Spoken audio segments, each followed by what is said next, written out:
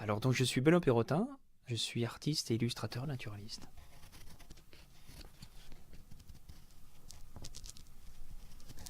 Alors artiste naturaliste, c'est en fait je travaille sur tout ce qui est lié à la nature, c'est-à-dire les animaux, paysages, faune, flore, insectes, hein, tout ce que je peux trouver dans le milieu naturel.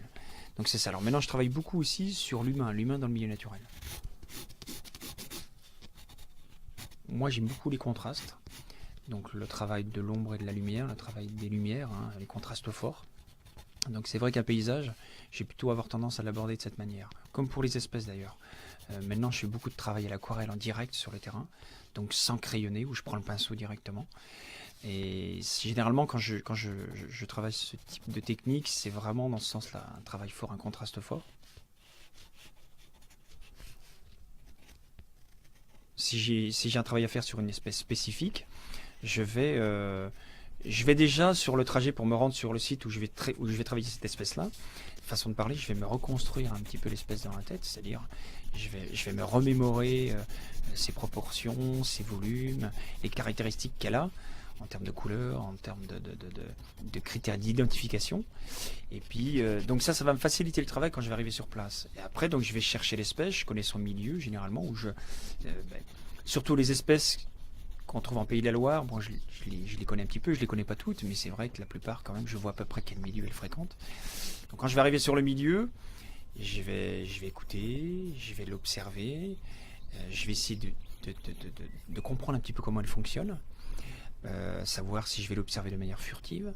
Parce que ça, c'est quand même important. Si je vois qu'elle est furtive, je vais plutôt avoir tendance à réaliser une image simple, une seule image, par exemple, et puis revenir après plusieurs fois. Ou si je vois que finalement elle est là, elle reste un bon moment, elle fréquente des supports, toujours les mêmes supports, là je vais m'installer, je vais faire un travail un peu plus approfondi en termes de croquis, de crayonnés, des croquis que je pourrais mettre en couleur, voilà. Donc ça c'est important de, de connaître l'espèce, de comprendre l'attitude et le comportement qu'elle a au moment où on va la travailler, quoi.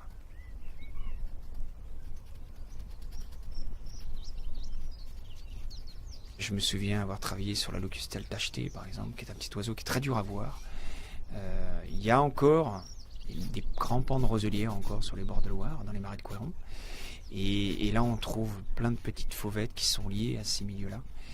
Et là, j'avais l'occasion de travailler sur cette petite fauvette qui était très dure à voir parce qu'en fait, c'est un petit oiseau qui grimpe au haut d'un roseau qui se met à chanter et qui va chanter tout un moment et qui va redescendre dans la roselière. Et donc là, il faut attendre. Et puis à un moment donné, elle va ressortir, et puis elle va chanter à nouveau, et elle va replonger dans la roselière. C'est vrai qu'on parle de patience, et c'est sûr que